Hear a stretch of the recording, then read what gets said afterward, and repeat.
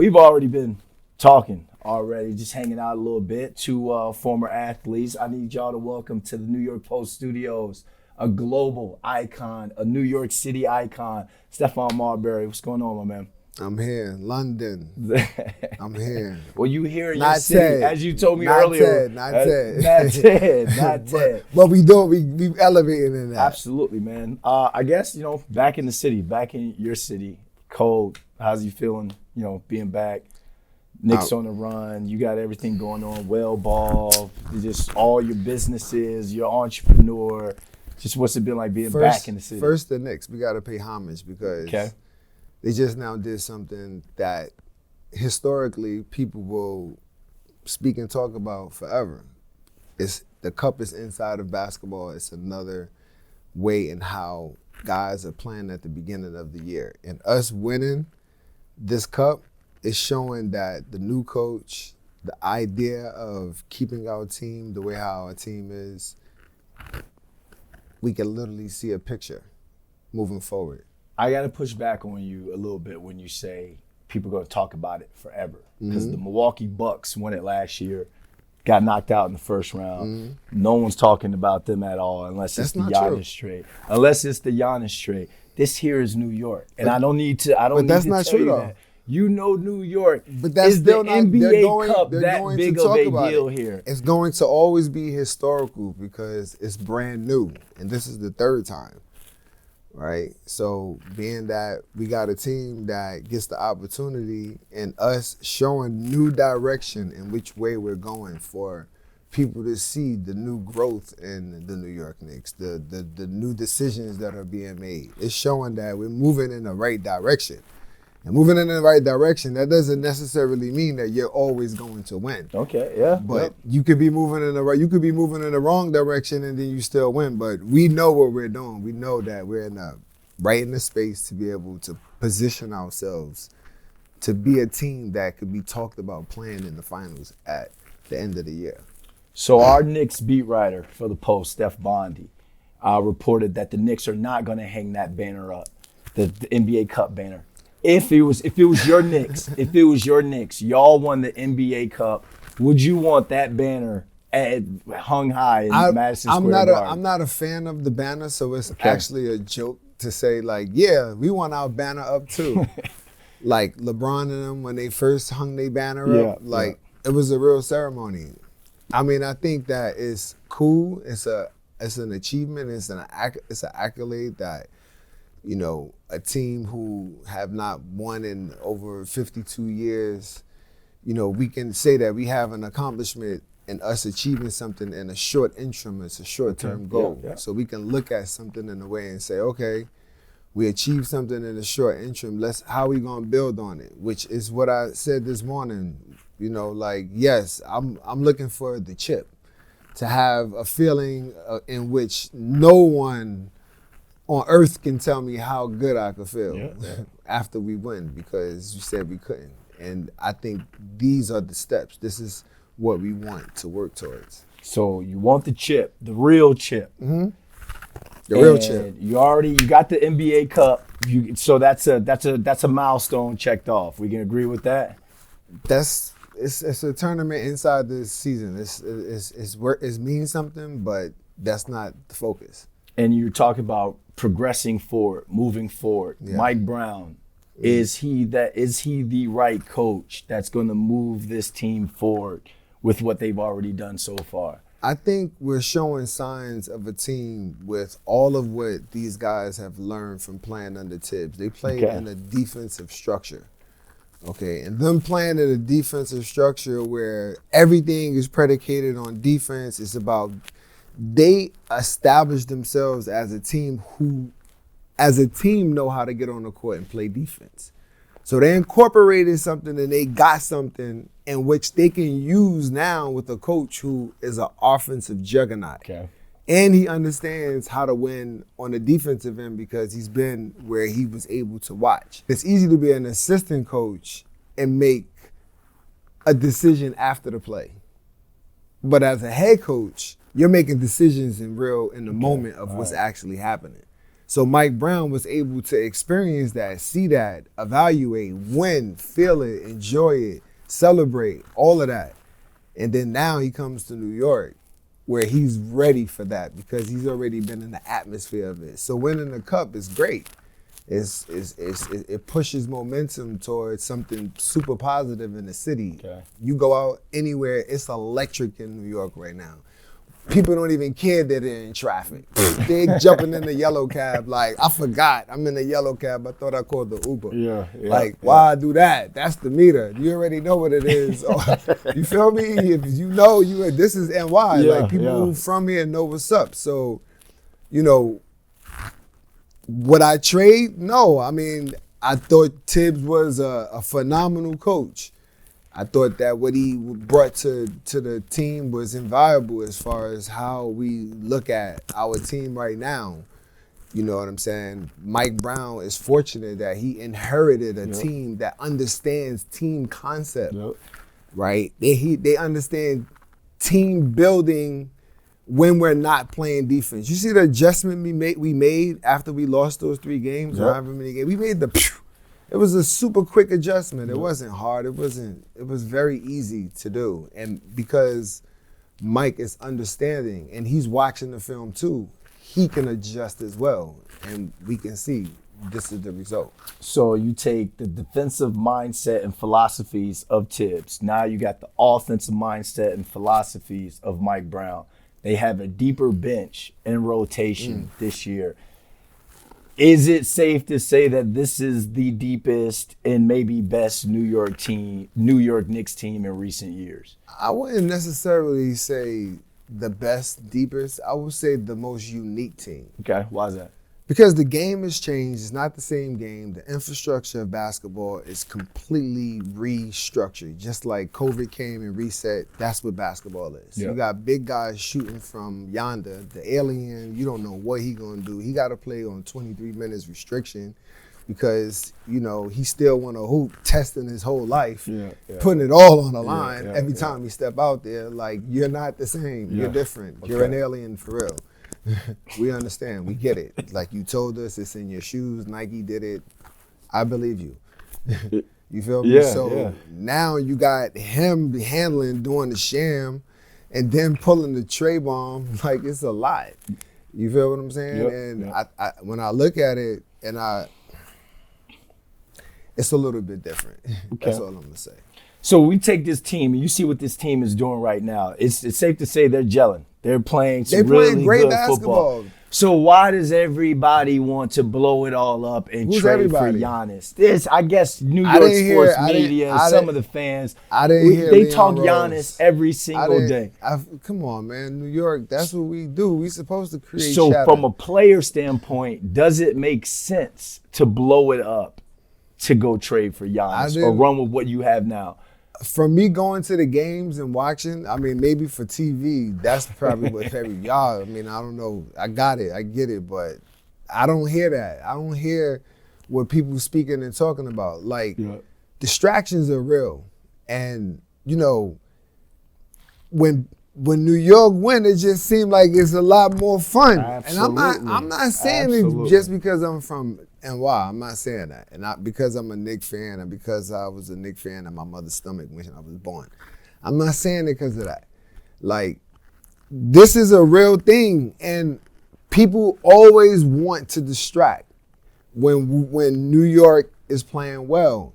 And now it's getting to the point where people, they got to literally like sit still and watch and see, because the hefty lefty, Jalen Brunson, the captain, he's a little bit different out there. He's different breed. He's in a different zone right now. He's in a different space as far as how he's hooping on the court as a point guard. Like, he's like, stay healthy, and then literally we're looking at Shea Gildrix, Alexandra, like another one in the making. Because it's the next generation. It's time for them. It's the next wave, the next crop. You know, you did your job. It's time to, you know what I'm saying? It's going to come to a point. And, you know, for me, when, you know, I look at this situation with the Knicks and I'm like, wow, you got so many people who you now will have to choose from, because the team starts to become a team like, oh, remember them teams like the Bulls where dudes was not taking $15 million to go play with the Bulls to play with Big Mike? Yeah. Like really, really getting back to the team organization of basketball and like running it through the funnel. College, boom, then come NBA. Yeah. Jalen Brunson and them, they're displaying a whole new wave in how college kids came from college, went to the NBA, started playing together, became the Villanova Knicks. Like to that, like literally, like I'm saying it. Yeah. It's already programmed Absolutely. to like, because you saw the vibe of what they did and when they played together and how they won a championship. Like it's a vibe. And a lot of people can't accept that basketball has changed in New York. It's not the same. And it takes some time to get used to, because everybody like, oh, y'all gonna lose. But everybody's saying y'all gonna lose and not enough people saying y'all gonna win when we need to win. But when they shift and they change and people start saying, damn, I think the Knicks gonna win. Everybody's locked in now. Remember the watch party It's from too last hype. year that I met It's you at? too hype. We had a It's great too time. it's too Great hype. time. It's too much. Great time. It's a lot. Great time. You know, and I think that, you know, when people start feeling this feeling, you know, then people like, oh, now you like the Knicks. Yeah. It's like, yo, I mean, I like the team that I'm seeing. Yep. Well, what happened to that? Absolutely. Like, you like the team that you seeing that's playing together, moving the ball, sharing it. Dudes don't even know how to play defense on it sometimes. Yeah. They don't. I mean, it's the same. It's simple. It's free flow play, high pick and roll. Literally, that's what it is. If you nice, you gonna do it. But if you ain't got if you ain't got what they say, no bag, if you don't got that work and you can't shoot in this era, man, you're gonna get exposed. Yeah. Leading into WellBall, like that's what WellBall does. It's a competitive basketball sport. That's what WellBall is. Man, I had to transition ready and everything, but you jumped just to it. Because I was going to say I didn't want to sit here and talk Knicks the entire time with you. You're one of my favorite athletes when it comes to entrepreneurship. You just launched another business venture in WellBall. I'm going to have everybody rate whose transition was better right there. But come on, talk. They're saying it's the pickleball of basketball. That's exactly what it is. Talk to us about it. How did it all come about? Okay, I went and played at an event at Basketball City. Amazing space to do WellBall. And when we went, I was like thinking that I was gonna be just shooting shots. Yeah. And next thing you know, I'm there like sweats, you know, hoodie, chilling, you know, and it was like, oh yeah, so we're gonna shoot. They gave me a jersey. I was like, all right. So we started shooting. At the end, I was soaking wet. I was drenched. My drawers was wet. I had to go home. You already know. I had to get in the Uber like, oh my God, I would have brought a change of clothes. So I'm like, damn, I can't even really change. I played this game. It's so much fun. The next day, I call a founder. I'm like, yo, what you doing? I was like, this in China is on steroids. This is OD. I'm basically going crazy, telling him like how dope this would be. Because literally you're changing their percentages in basketball with shooting. Guys use a shooting machine to pass them the ball. Okay. This, we create a sport where back in the days, you had to go run and get your rebound. You didn't have nobody, you try to get a kid to pass you the rock and he don't shoot. Try that in New York City. It's going to be rocks being thrown at you I had after to a be while. like your little brother or something. Like, go Even shag your little balls brother get from me. mad. Yeah. Even your little brother get mad. I When got can one. I shoot? Yeah. When can I shoot? Exactly. So now we put a game of 3 inside of it. So now 3 people can play. Well, I'm following along. Okay. Omar Wellington, he did that. The mastermind behind it. So I call him and I'm like, yo, I want to get into it. And he was just like, yo, this is what we're doing. I shot with the Knicks, me, Tim Thomas. The best WellBall player right now is 69 years old. Who's that? This white kid named Brian. I'm not saying his last name until everybody check him out. You're going to see him on WellBall. You're going to see him on this Saturday. We're having on Instagram. We're going live. Okay. We're going live on Instagram at 12 o'clock.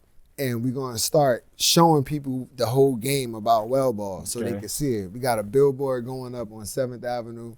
It's pretty dope. Like, we pushing it for the next 5 days. We like letting people know this is what's coming. Because this is an Olympic sport. like it's a sport that everybody can play from 10 to 100 plus years old. If you could shoot, you could play. If you in shape, which is a lot of people. I know people in China 80, 90, almost 100 years old walking around. You don't even know how old they are. They just move around on the court. They just pass the basketball, they shoot. And they do it, some of them, they do it in the cold. WellBall, man, I'm telling you, it's a new game changer. You know, it's a lot to speak and talk about, to explain, but just remember the money ball and the game changer shot. Okay. The game changer shot is worth 5 points. The red, white, and blue ball, that's worth 2 points. Okay. All of the regular basketballs, they're worth 1. Okay. There's spots all over the court, right? So it's just spot shooting. Okay. You shoot, pass, follow your pass, and then you go into a triangle. And you just go as fast as you can into spots. Game is up to 10. Yeah, you play for 27 minutes. After you play for 27 minutes, if the score is like 32-24, and you got 24, I got 32. Now we have rapid shooting for 3 minutes, continuous shooting. I shoot, run and get my rebound, pass it back to you, get behind the line, and we keep doing that in continuous for 3 minutes. And now we're hoping that you miss so we can get back in the game because the rapid shooting is worth 2 points. Okay. You get what I'm saying? Yep. So then now, that's if we play one game after you shoot the different spots for 27 minutes, then we do the 3, then if you win, you go into the championship. You lose, you play in the consolation championship. I got an idea. Shoot it. Football. I got an idea. No. Basketball my brain is working right now because we going. talk about how the NBA All-Star game is trash. Oh, can we replace the NBA All-Star game with WellBall? First we presented it to the Knicks. We're trying to, see if we could get on at halftime. Okay. So we can introduce it to the fans so that the fans come out and play. So when they do the half-court shot, we like the half-court shot, but can we do this with 12 people can play? And then you have like a match. Like for like 5, it could be 5 to 8 minutes, and then they shoot it out, and then they can come back the following month. Okay. And then they play the championship. Have your own little in-season WellBall tournament for Knicks halftime. Exactly. So, and then you give a prize, $25,000, $50,000, $100,000, because you get sponsors to be part of it. So now all of the sponsors jump on it because all of the spots on the floor, all of those spots are sponsorship spots. I'm like, the way your brain works, I can only imagine if you had NIL back in the day. How business-minded you are. I'm one of the first kids that they sent the private jet to pick up in high school to come, like, as they said, whisk away from New York. Your Instagram would have been popping right there. Like crazy, right? I would have been story, crazy land. The real. Like, right? I would have been super land. Now I'm just an old snark. So outside of WellBall, what's next for Stephon Marbury? Well, I'm doing Chamelo eyewear, which is the new technology in the eyewear business. It's a liquid crystal layer that we lay on top of the glasses. Okay. And then we lay it on top of the glasses. You could transition the lenses. So the lenses transition in and out. So if the sun is out and you got you indoor and you go outside, you just transition. These are the dragons. I like these because these are like Chinese style, American style, big face, but not too big because I got a big head. So, I try to like have something that's dope, but I got some Starberry glasses coming Last year when I saw you, you had the ones with the Bluetooth in there, and like I was telling him before this, he was talking to somebody in Chinese, and while I'm sitting there talking to him, I didn't know what was going on with that. So we got some that got 4 different color changes, prismatic lenses, where we got violet, gray, like blue. We did something for the Knicks where we tap, and the Knicks color, the Knicks logo come on, and you tap again, the Knicks logo disappear. Cool. Yeah. So we did something like that. We got something where you could talk on the phone, listen to your music. I mean, I try to get into all of the new tech stuff that's coming out that will allow the next generation of kids to have access to something that's, dope, fly, cool, and affordable. I've been doing that since I did my shoes with Starberry when I was selling shoes for $15 and clothes. Same style, same look, just under $15, And for me, I think it's important to stay in the continuance of trying to let the next generation of kids know, even if you're not the most educated, you can be educated to learn how to do something. Yeah. Don't get stuck on people telling you, oh, you're not smart, you're not. It's something that you can do. Find what you can do really well, and then put all your love and your energy into it. It's going to tap into something good. Passion to get you farther or motivate you more than I believe anything else in life. If you think you found your calling, you're passionate about something, just think of those 5 a.m. workouts we had as athletes. If it was to go to math class, or if it was just to do like open up an Abercrombie and Fitch, not doing that, but we were doing it because we absolutely loved our sport. Facts. And we knew we had a vision on where we wanted to take that. Facts. Tyler Kolek just had his best overall game as a Knick. What do you seen from him in terms of his growth in his second year? You know, we were in Abu Dhabi and I was talking to his parents and they were like, oh man, you know, I said, your son's gonna play this year. It was like, we hope so. You know, I said, trust me, he's been working hard. Yeah. He's gonna play. You can see the growth on his game from him putting in the work. You know what I'm saying? Now he got different moves. He's finishing. He's figuring things out. So I can tell him going up against Jalen every day is helping him because you can see he's starting to take some of the same mannerism and temperament on the court, which is good because they're both lefties. It's hard. And when they put them on the court together, it could get nasty. And we start playing small ball and we got Mitch out there and OG and Hart, like you could go small ball. Like because Deuce is out, guys are stepping up, filling in spots. It was great to see him play the way how he played. I was so happy and so proud as a guard because I sent them some like, yo, if you ever need help with this, do this, go that. You know, I'm the dude when I'm sitting on a bench on the sideline, I'm screaming everything that I see to help them win. You know what I'm saying? Like as a real coach, I'm like, I'm not playing. Like I want to win. I really want a trip in New York. I'm not playing. I'm dead ass. Excuse my language, but I'm serious. This is not a joke. This is not a joke. We want one. So seeing him play the way he played, and I had confidence in him. I'm like, yo, this little white kid is nice. What's up? Like, what's going on? Why he not? Like, when he got bag work, everything, and shakes and fakes and pull-ups, he hit the tray bomb. I'm like, he got a hoop. So is that more of the work he put in on the off season, or this is just a better system for him? No, I mean, look, he didn't get in the game with Tibbs, so for him, he thinks this is the best system in the world. I mean, period. You know, for whatever reason, maybe Tibbs felt like he couldn't defend the way how he wanted him to defend. Okay. Like, you know, Jalen isn't the best defender, but Jalen is smart when he plays defense. He knows how to get offensive fouls. He knows how to beat you to the spot. He's not the fastest the guard. He can't swarm and play defense like the kid Castle. Castle's going to be a great defender and a great offensive player. Yeah. So, you know, when I look at Kyle, I'm like, yo, just keep doing what you're doing. That's it. Like keeping this team together, this group, they're going to want to stay together because they're going to realize, first of all, New York, you're not beating that. Okay. 2, New York, that's twice. That's so because we so nice. And then 3, you already know. You win a chip here, it's over. You eat for free it's here. Done. Shoot, I won a Super Bowl in the practice squad, and I feel like I'm the man around this city sometimes. But you talk about Jalen Brunson, man. The kid has been absolutely balling out again this year.